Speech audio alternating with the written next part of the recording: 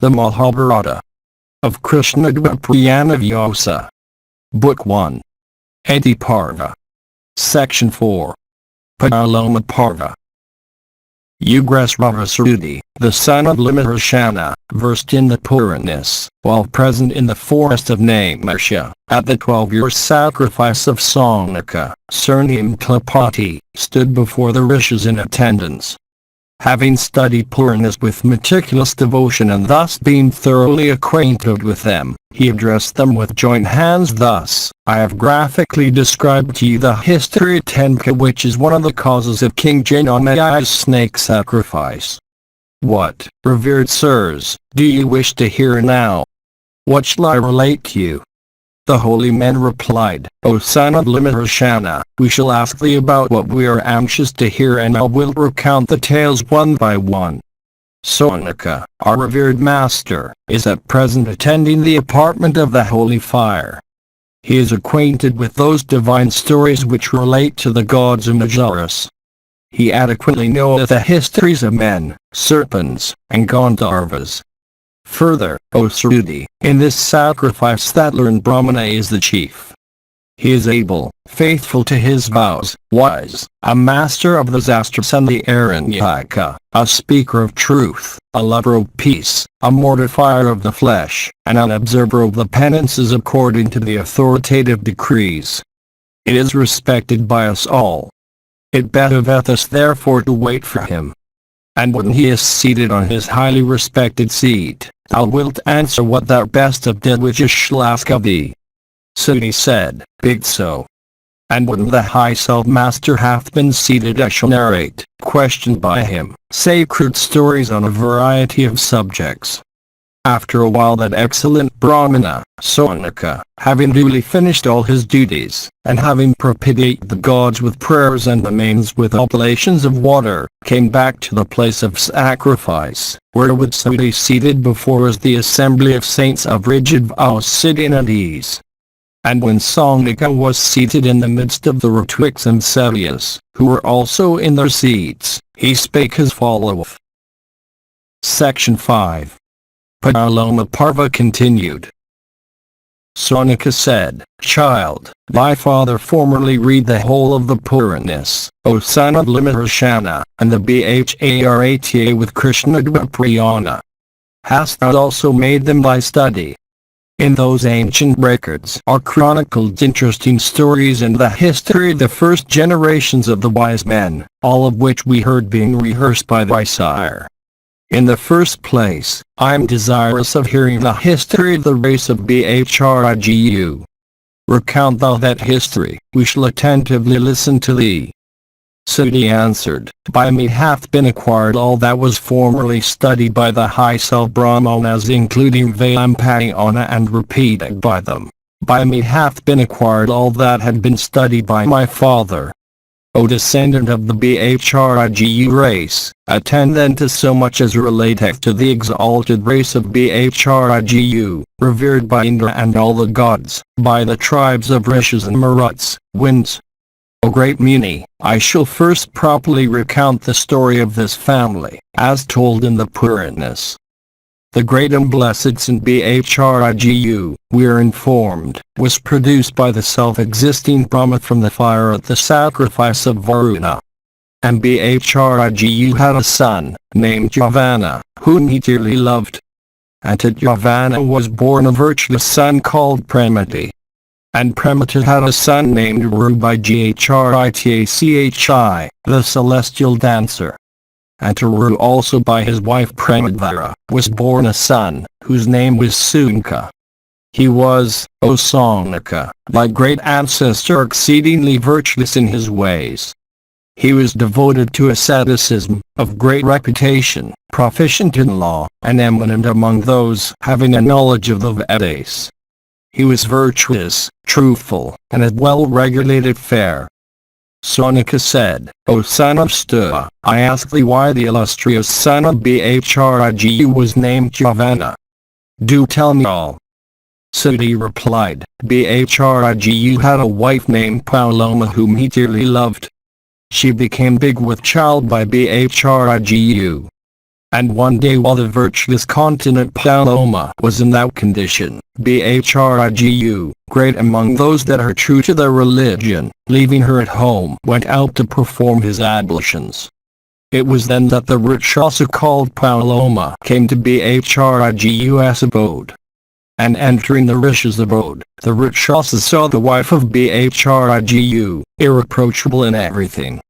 And seeing her he became filled with lust and lost his senses. The beautiful Pauloma entertained the Rakshasa thus arrived, with roots and fruits of the forest. And the Rakshasa, who burnt with desire upon seeing her, became very much delighted and resolved, O good sage, to carry her away, who was so blameless in every respect. My design is accomplished, said the Rakshasa, and so seizing that beautiful matron he carried her away. And, indeed, she of agreeable smiles, had been betrothed by her father himself, to him, although the former subsequently bestowed her, according to due rites, on Bhrigu. O thou of the Bhrigu race, this wound rankled deep in the Rakshasa's mind, and he thought the present moment very opportune for carrying the lady away. And the Rakshasa saw the apartment in which the sacrificial fire was kept burning brightly. The Rakshasa then asked the flaming element, tell me, O Agni, whose wife this woman rightfully is. Thou art the mouth of gods, therefore thou art bound to answer my question. This lady of superior complexion had been first accepted by me as wife, but her father subsequently bestowed her on the false Bhrigu. Tell me truly if this fair one can be regarded as the wife of Bhrigu, for having found her alone, I have resolved to take her away by force from the hermitage. My heart burneth with rage when I reflect that Bhrigu hath got possession of this woman of slender waist, first betrothed to me. Sudi continued, in this manner the Rakshasa asked the flaming god of fire again and again whether the lady was Bhrigu's wife. And the god was afraid to return an answer. Thou, O god of fire, said he, residest constantly within every creature, as witness of her his merits and demerits. O thou respected one, then answer my question truly. Has not Bhrigu appropriated her who was chosen by me as my wife? Thou shalt declare truly whether, therefore, she is my wife by first choice. After thy answer as to whether she is the wife of Bhrigu, I will bear her away from this hermitage even in sight of thee. Therefore answer thou truly. Sudi continued, the seven-flamed god, having heard these words of the Rakshasa, became exceedingly distressed, being afraid of telling a falsehood and equally afraid of Bhrigu's curse. And the god at length made answer in words that came out slowly. This Pauloma was, indeed, first chosen by thee, O Rakshasa, but she was not taken by thee with holy rites and invocations. But this far-famed lady was bestowed by her father on Bhrigu as a gift from desire of blessing. She was not bestowed on thee, O Rakshasa. This lady was duly made by the Rishi Bhrigu his wife with Vedic rites in my presence. This is she, I know her. I dare not speak a falsehood. O thou best of the Rakshasas, falsehood is never respected in this world. Section 6. Pauloma Parva continued. Sudi said, O Brahmana, having heard these words from the god of fire, the Rakshasa assumed the form of a boar, and seizing the lady carried her away with the speed of the wind, even of thought. Then the child of Bhrigu lying in her body enraged with such violence, dropped from his mother's womb, for which he obtained the name of Javana. And the Rakshasa perceiving the infant drop from the mother's womb, shining like the sun, quitted his grasp of the woman, fell down and was instantly converted into ashes. And the beautiful Pauloma, distracted with grief, O Brahman of the Bhrigu race, took up her offspring Javana, the son of Bhrigu, and walked away. And Brahma, the grandfather of all, himself saw her, the faultless wife of his son, weeping. And the grandfather of all comforted her who was attached to her son. and the drops of tears which rolled down her eyes formed a great river. And that river began to follow the footsteps of the wife of the great ascetic Bhrigu. And the grandfather of the world seeing that river follow the path of his son's wife, gave it a name himself, and he called it Vithusara.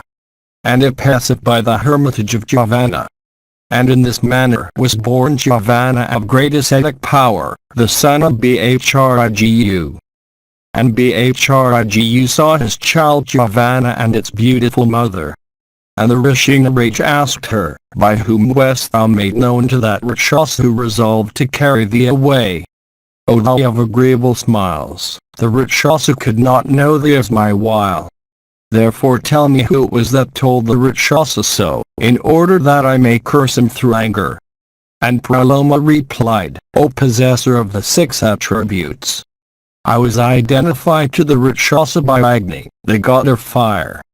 And he, the Rakshasa, bore me away, who cried like the Kari, female osprey.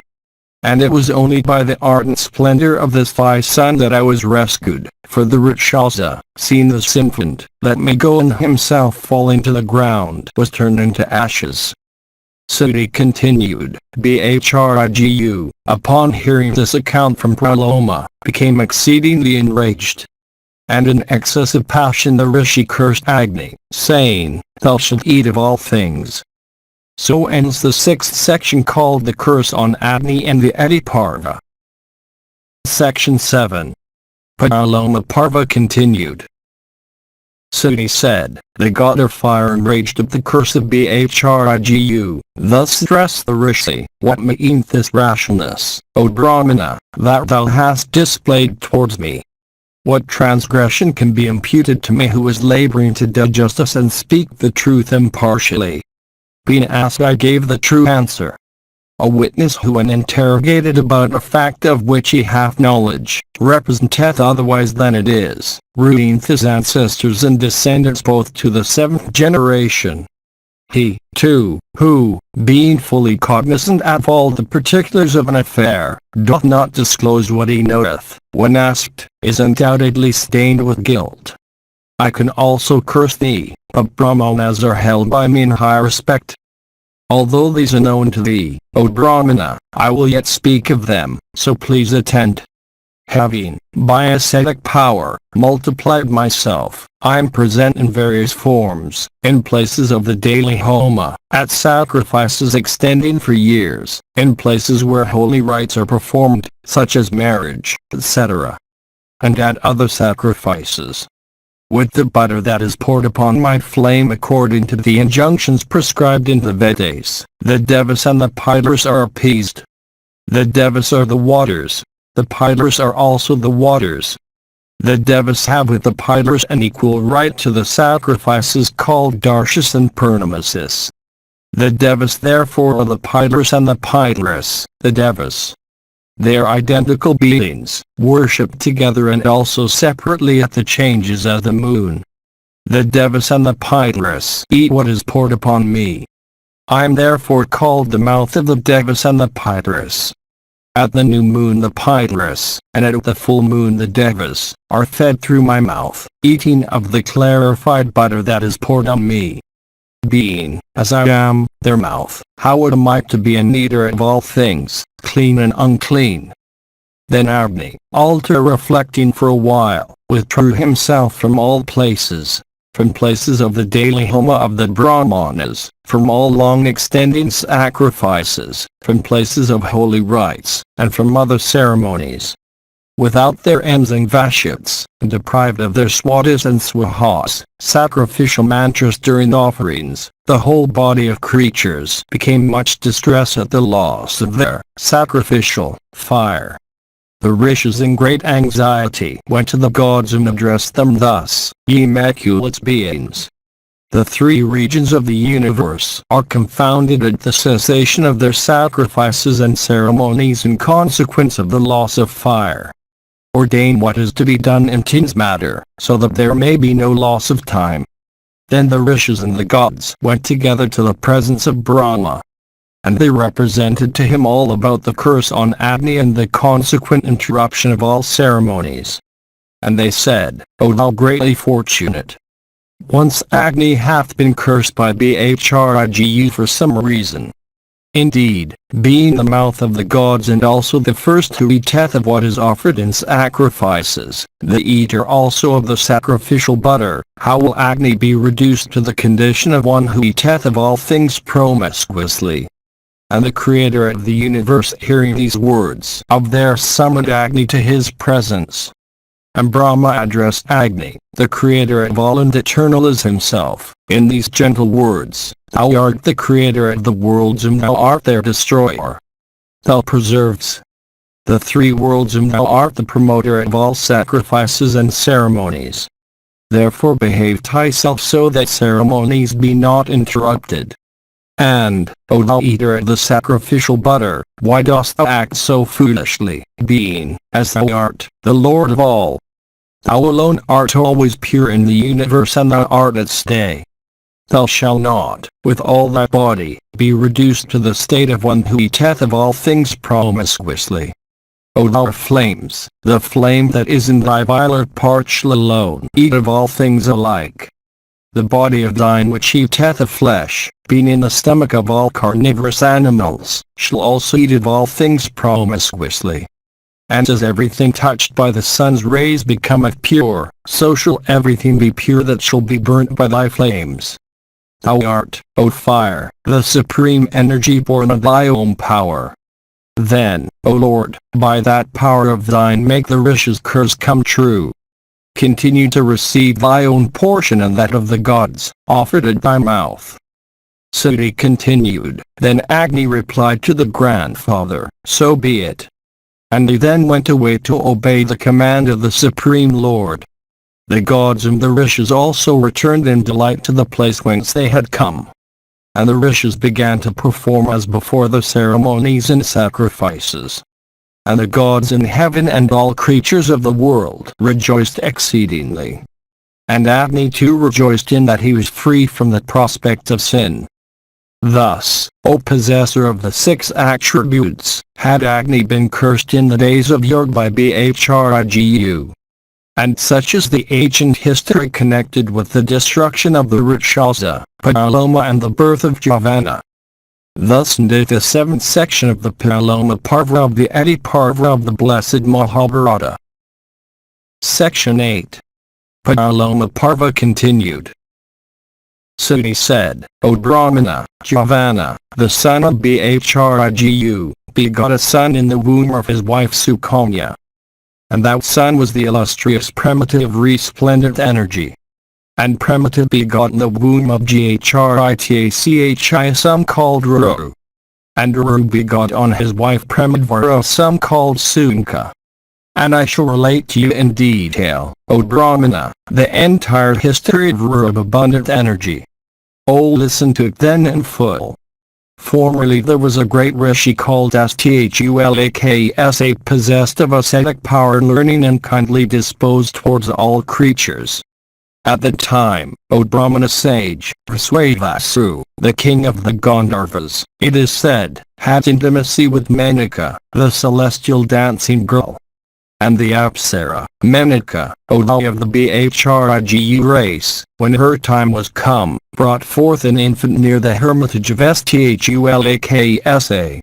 And dropping the newborn infant on the banks of the river, O Brahmana, Menaka, the Apsara, being destitute of pity and shame, went away.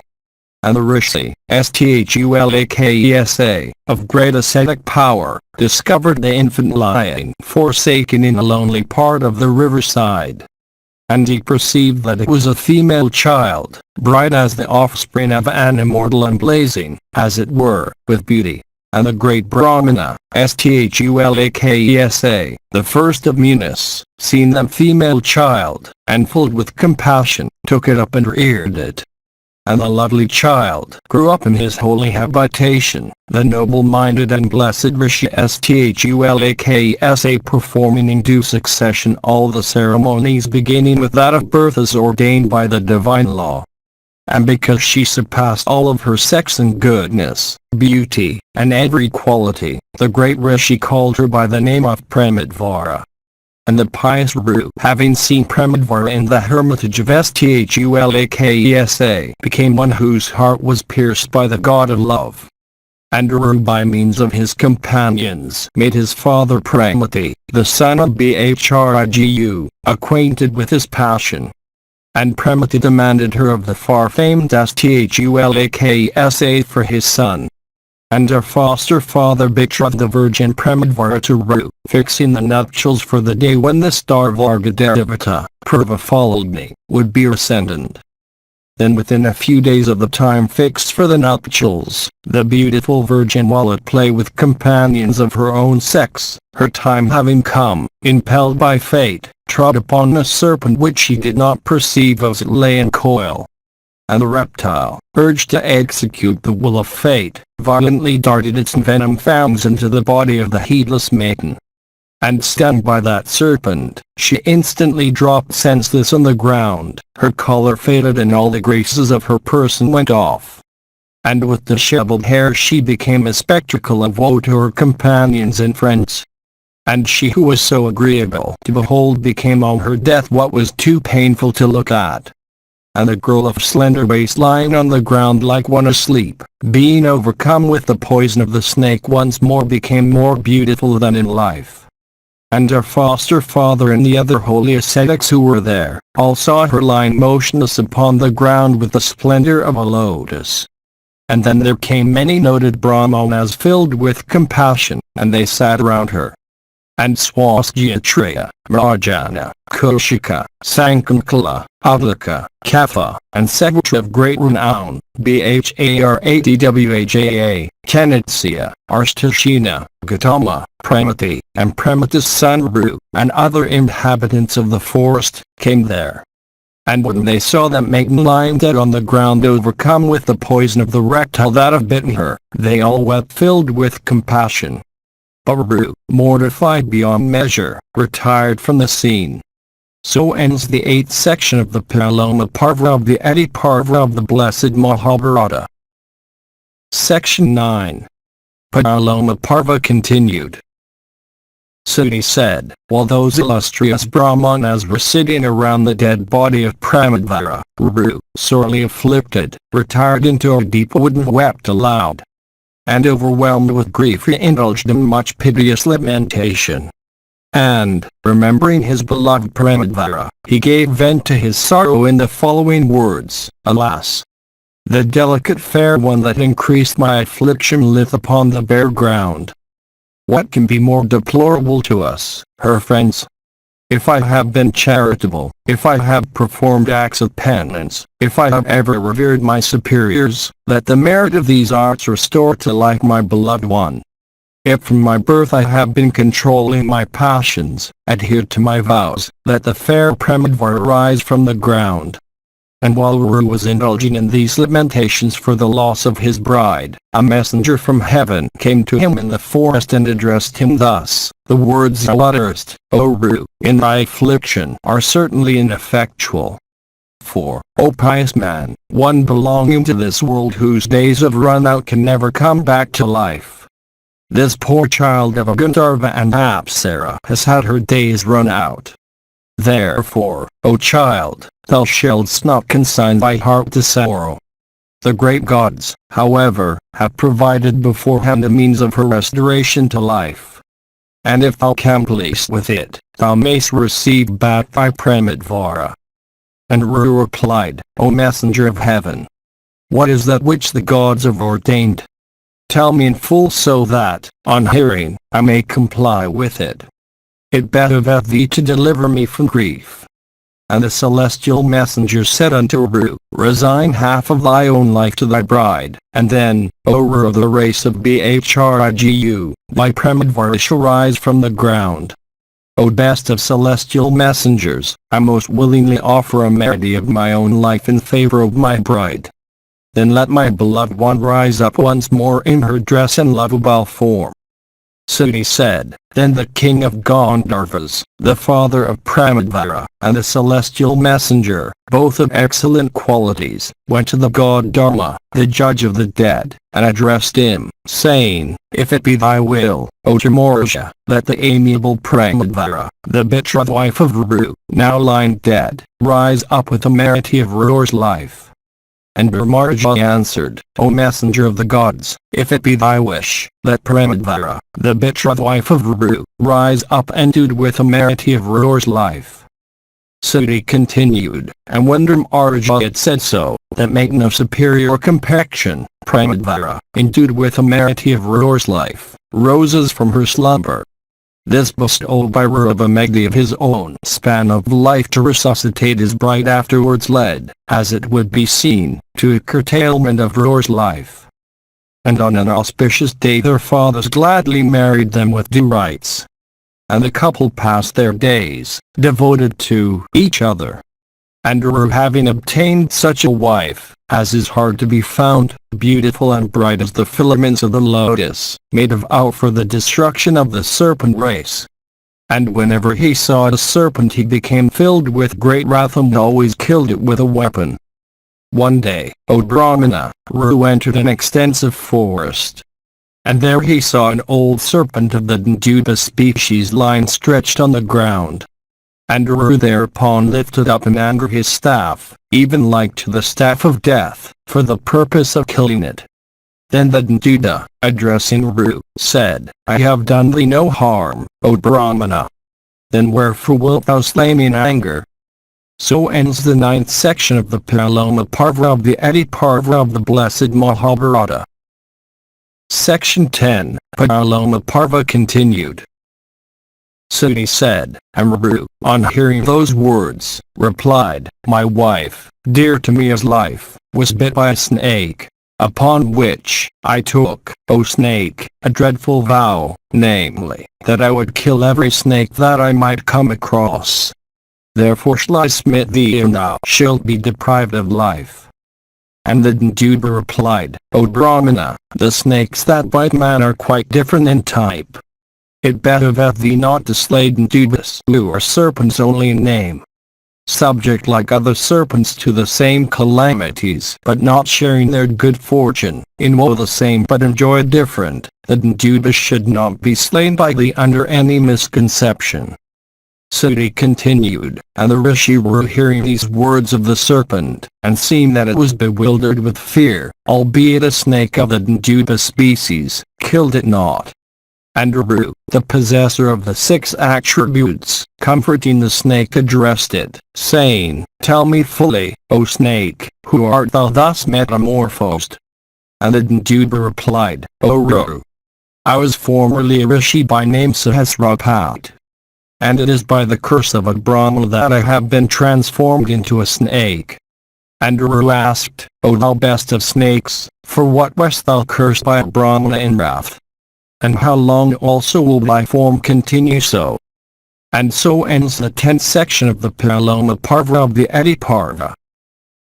Section 11. Pauloma Parva continued. Sudi continued, the Danduba then said, in former times, I had a friend Kagoma by name. He was impetuous in his speech and possessed of spiritual power by virtue of his austerities. And one day when he was engaged in the Agnihotra, fire sacrifice, I made a mock snake of blades of grass, and in a frolic attempted to frighten him with it. And anon he fell into a swoon.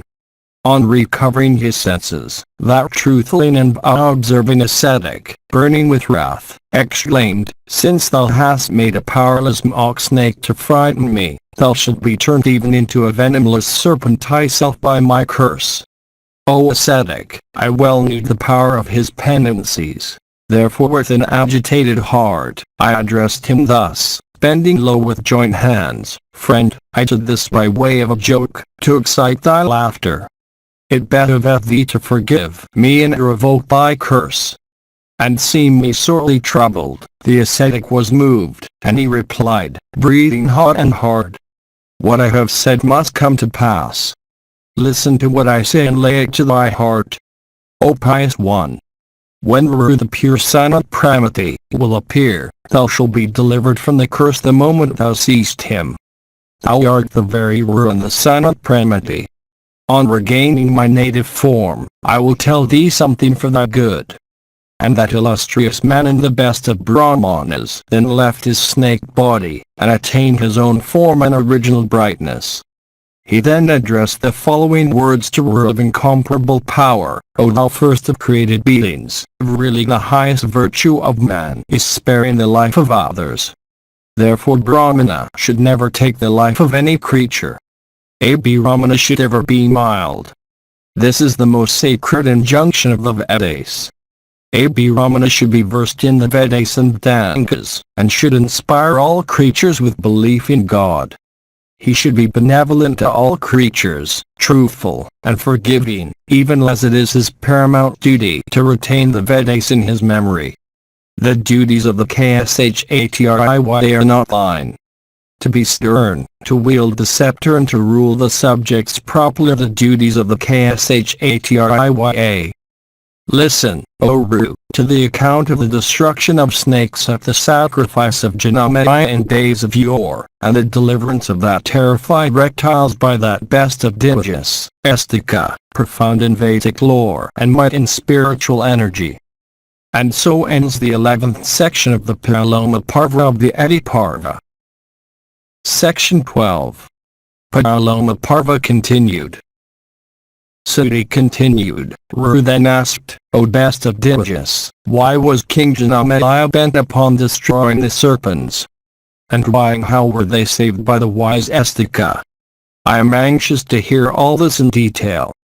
The Rishi replied, O Varu, the important history of Estika you will learn from the lips of Brahmanas. Saying this, he vanished. Sudi continued. Varu ran about in search of the missing Rishi, and having failed to find him in all the woods, fell down on the ground, fatigued. And revolving in his mind the words of the Rishi, he was greatly confounded and seemed to be deprived of his senses. Regaining consciousness, he came home and asked his father to relate the history in question. Thus asked, his father related all about the story. So ends the 12th section in the Pauloma Parva of the PARVA. The Mahabharata of KRISHNA-DWAIPAYANA VYASA. Translated into English prose from the original Sanskrit text by Kisari Mohan Ganguli, 1883–1896. Calcutta.